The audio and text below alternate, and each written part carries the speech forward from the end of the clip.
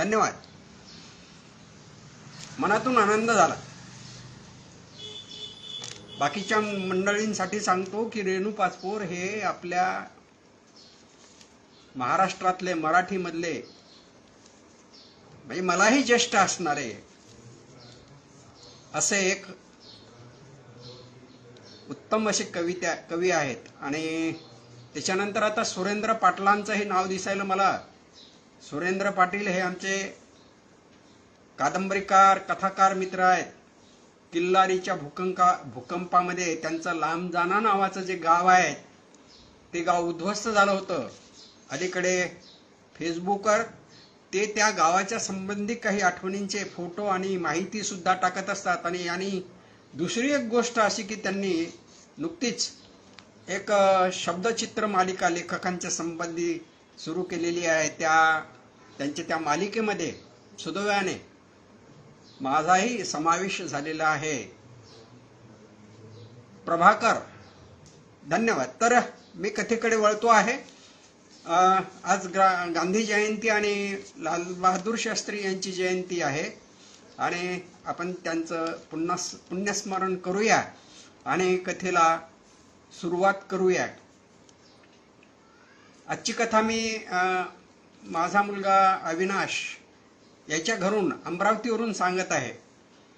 थोडासा काय झालं की काल मी मुद्दाम अमरावतीला आलो वाशिमवरून आणि येताना माझा लॅपटॉप सुद्धा मी सोबत आणला होता. एक गंमत म्हणून रेल्वेमध्ये लॅपटॉप सुरू करून पाहिलं टाईप करता येते का आणि टाईप करता आला. मला याचाही आनंद झाला. या प्रवासामधली ही माझी फार मोठी उपलब्धी आहे. संदीप धावडे दहीगावकर, आनंद झाला. संदीपचा एक अलीकडेच कविता संग्रह आलेला आहे. मला त्यांनी पुस्तक पाठवलेलं आहे आणि इतकं सुरेख पुस्तक छापलेलं आहे त्या प्रकाशकाने. म्हणजे मी त्यांना पुस्तकाचा एकूण स्वरूप पाहून मुखपृष्ठ बांधणी वगैरे वगैरे हे सगळं पाहूनच मी त्या पुस्तकाच्या प्रेमात पडलो आणि त्यांना मी फोन केला होता. आणि मी वाचणार आहे. थोडंसं माझं काम चालू आहे एका कादंबरीचं आणि त्याच्यानंतर मी वाचीन आहे. भाऊसाहेब, छान भाऊसाहेब आमचे चांगले. आता अलीकडे आत्मचरित्रात्मक त्यांची कादंबरी आलेली आहे रंधा. अरुण विघ्ने उत्तम आणि अतिशय आघाडीचे असे कवी आहेत. मी कथेला सुरुवात करतो. मंडळी येत आहेत आणि आपण कथेला सुरुवात करूया. सरपंच पदाची हर्राशी. सरपंच पदाच्या हर्राशी प्रकरणात आपला सक्रिय सहभाग आढळून आल्यामुळे आपणास सेवेतून निलंबित करण्यात येत आहे. रंगनाथ मास्तरांना अपेक्षेप्रमाणे निलंबनाची नोटीस आली. गावातल्या माजी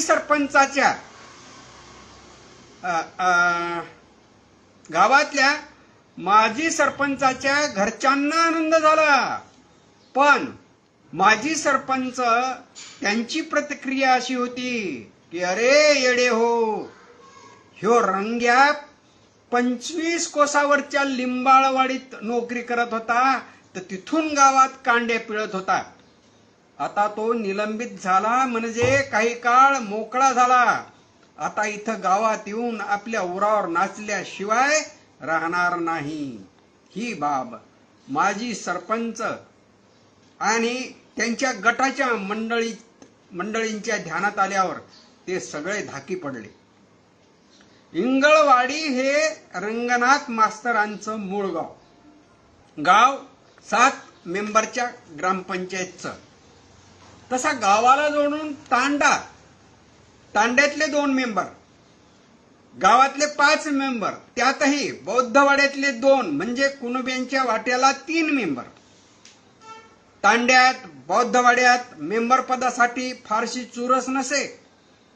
तांड्यात तर झामसिंग आणि गोबरा नाईक यांच्या घरचेच ग्रामपंचायत अस्तित्वात आली तेव्हापासून मेंबर. ते माजी सरपंच शामरावच्या बाजूचेच नेहमी असायचे. बौद्धवाडा गेल्या 4 निवडणुकांपासून प्रथा पाडून होता. समाज कल्याणासाठी म्हणजे बौद्धवाड्याच्या विकासासाठी जो कोणी 2000 रुपये देईल तो मेंबर. अर्थात एवढे पैसे द्यायची कोणाची ऐपतही नसे.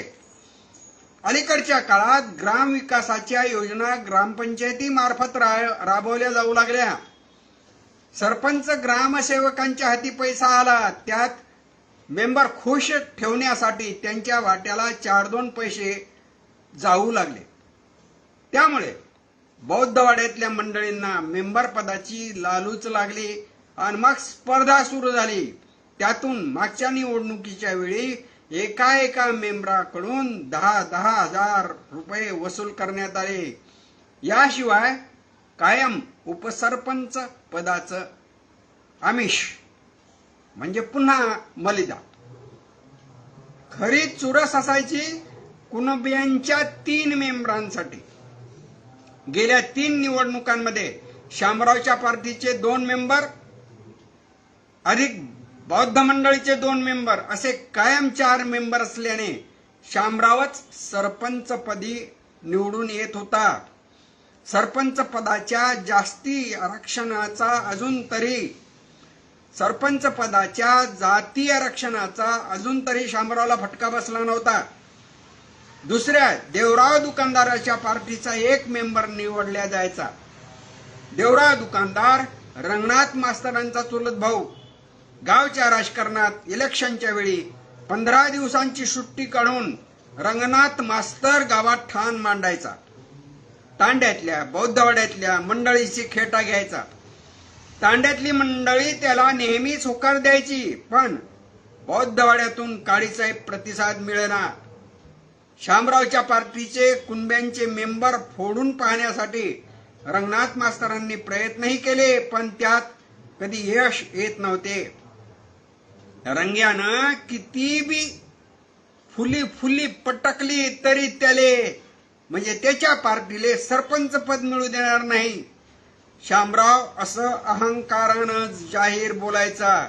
त्यावर एक ना एक दिवस माझ्या घरातल्या माणसाले सरपंच करीनच असा मारुतीच्या मूर्तीवर हात ठेवून रंगराव मास्तरनं सुद्धा पण केला.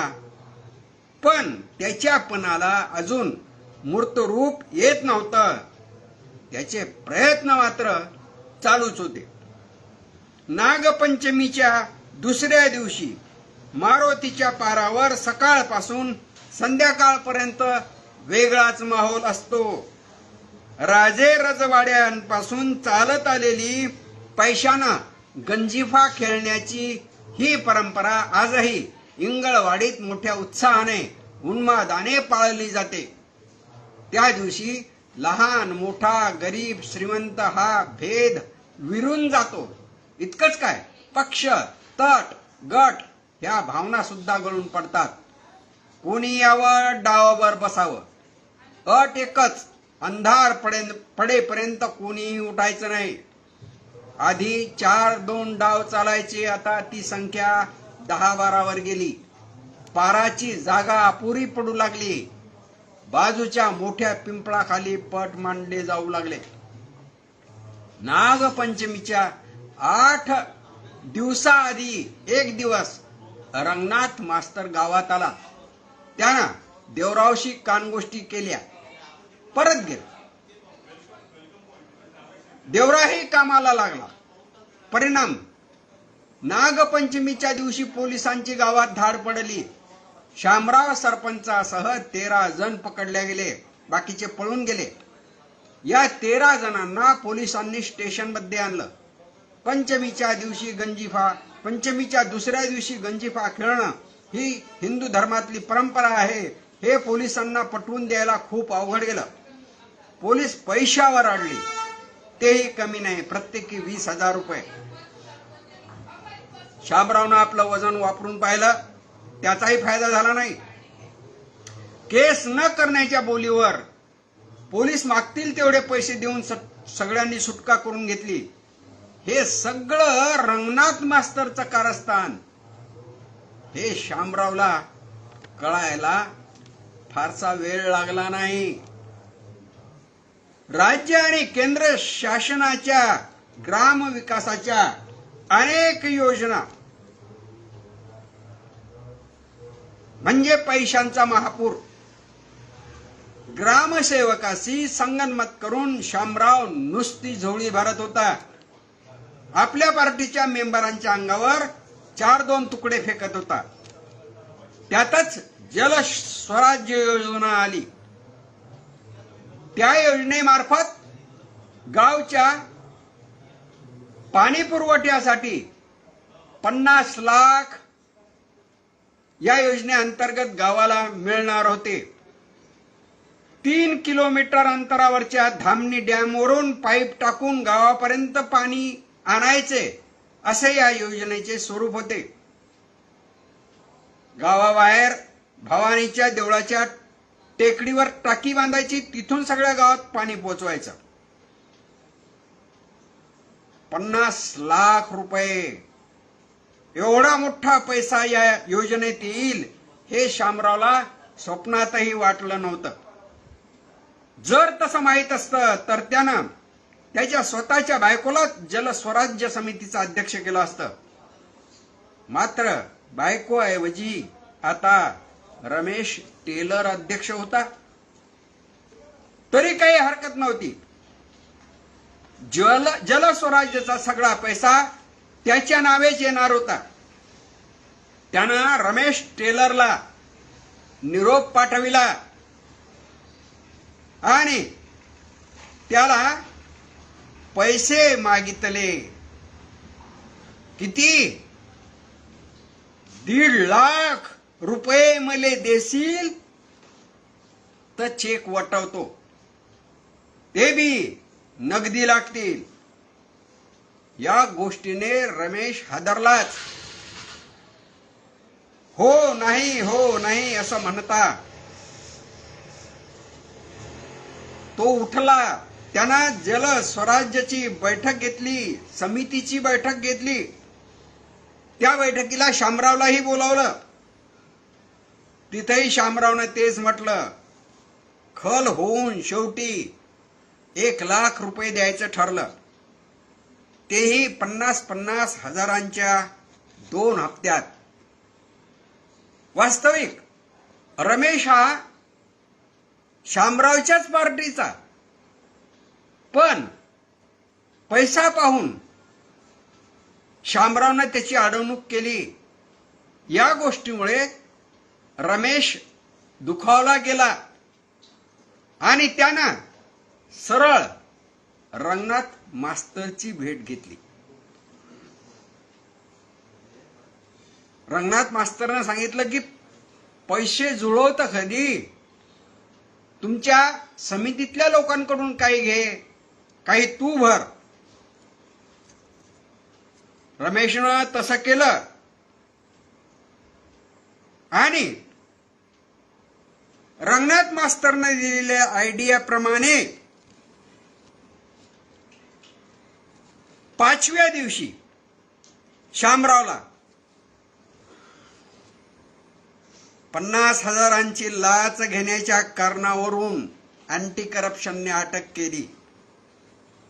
गाव हादरलं. ह्या बातम्या वर्तमानपत्रात, टीव्हीवर, केबलवर आल्या.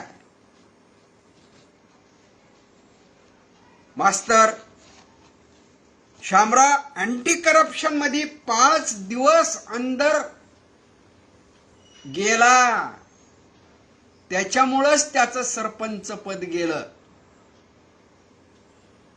रमेश टेलर एक दिवस मास्तरकडे आला आणि मास्तरांचे त्यानं धन्यवाद मानले. पुढे आणखी परिस्थिती बदलली. नवीन सरपंच कोण येणार याची चर्चा सुरू झाली आणि त्यावेळी शामरावच्या पोरानं वेगळी चाल खेळली. त्याचं म्हणणं अजूनही सरपंच पद त्याच्या बापाकडेच आहे. ज्याले सरपंच व्हायचं असल त्यानं त्याले 50,000 रुपये देवा आणि सरपंच व्हावा. रंगनाथ मास्तरानं हे ऐकून त्यांना शामरावच्या पोराचा गजाचा दिमाग आला. याला कोणी अधिकार दिला सरपंच पदाची हर्राशी करायचा? 2 दिवसांची लगोलग सुट्टी काढून रंगनाथ मास्तर गावात आला. त्यानं सगळ्या मेंबरांची भेट घेतली, दोन्ही पार्टीच्या मेंबरांची भेट घेतली. त्यांना बोलताना बहुतेक जण शामरावच्या विरोधात गेल्याचं त्याच्या लक्षात आलं. त्यानं त्या सर्वांना देवरावच्या घरी एकत्र आणलं. सगळ्यांच्या समोर स्वतःच्या खिशातले 50,000 रुपये ठेवले आणि देवरावला सरपंच केलं. हे 50,000 रुपये बाकीच्यांना वाटून टाकले. 4 मेंबरांना वाटून टाकले. त्यापूर्वी सरपंच पदासाठी बोलायची इच्छा असल्यास बोला असं त्यानं त्या मेंबरांना आवाहनही केलं होतं. पण बोलायचं तर मग 50,000च्या वर. त्यामुळे त्यासाठी कोणी तयार झालं नाही आणि देवराव सरपंच झाला. रंगनाथ मास्तरांची इच्छा पूर्ण झाली. त्यांनी दिलेला शब्द खरा करून दाखवला. पण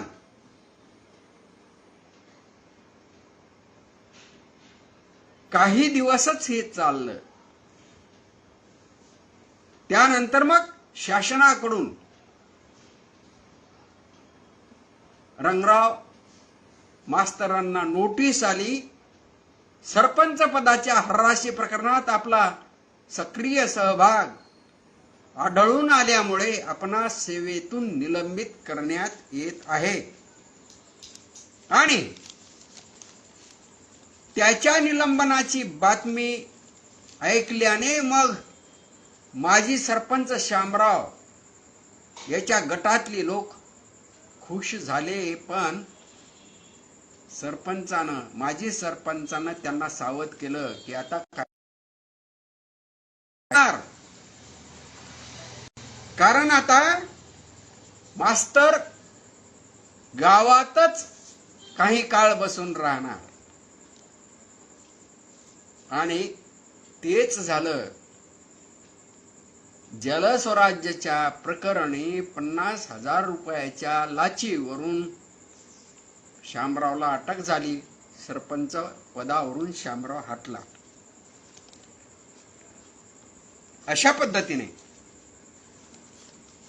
गावात सरपंच पदाची हर्राशी लावल्यामुळे एकतर शामराव अडचणीत आला, त्याच्या पोराला ते कळलं नाही, त्याच्या विरोधात सगळे मेंबर गेले आणि इकडे पुन्हा एकदा सरपंच पदासाठी सगळ्या मेंबर सोबत बैठक घेऊन रंगनाथ मास्तरांनीही हर्राशीच लावली. त्याचा परिणाम म्हणून रंगनाथ मास्तरांना सरकारने निलंबित केले. मित्रो, इथेही कथा संपली. अशा पद्धतीने गावातलं राजकारण काय वळण घेईल, विकासापेक्षा एकमेकांचे पाय खेचणे यातच या लोकांचे 5 वर्ष कसे निघून जातात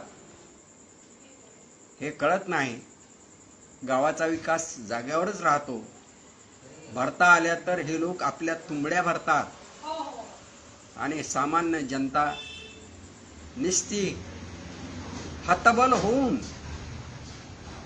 या परिस्थितीत आपल्याला काहीच करता येत नाही या भावनेने या लोकांकडे नुसती टक लावून पाहत राहते. पुढच्या निवडणुकीची वेळ येईपर्यंत. मित्रांनो, आपले सगळे अभिप्राय कॉमेंट्स आपण इथं लिहिलेले आहेत. त्या मी नंतर वाचतो नेहमीप्रमाणे आणि मग त्यांना प्रत्युत्तरसुद्धा देतो आणि मग पुन्हा पुढच्या वर्षी पुढच्या रविवारी नेहमीप्रमाणे एक नवीन कथा घेऊन मी आपल्या समोर येतो. तोपर्यंत नमस्कार.